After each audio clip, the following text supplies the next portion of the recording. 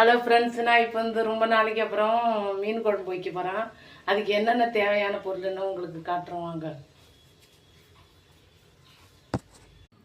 அதுக்கு தேவையான புளி பாருங்கள், இந்த தக்காளி பழம், பச்சை மிளகா, சின்ன வெங்காயத்தெல்லாம் அலசிட்டு தான் யூஸ் பண்ண, அதனால தண்ணியில் ஊற வச்சுருக்கேன் பாருங்கள். மெயினாக மீன் குழம்புக்கு தேவையான மீன் இங்கே பாருங்கள், பாறை மீன்.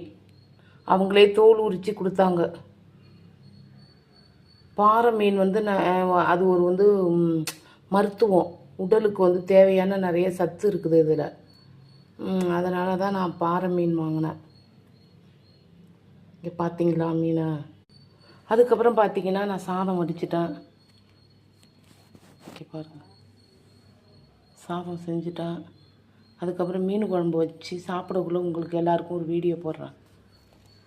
விவசாயி செஞ்ச சர்க்கரையை தான் நம்ம வாங்கணும், நாட்டு சர்க்கரை. இங்கே பாருங்கள், இந்த நாட்டு சர்க்கரை நான் இன்னும் பிரிக்கும். அவ்வளோதாங்க சண்டே ஸ்பெஷல். மீன் குழம்பு, மீன் வறுவல், முட்டை, இவ்வளோ தான் எங்கள் வீட்டில் இன்றைக்கி. சாப்பிடும்பொழுது உங்களுக்கு காட்டுறேன். தேங்க்யூ.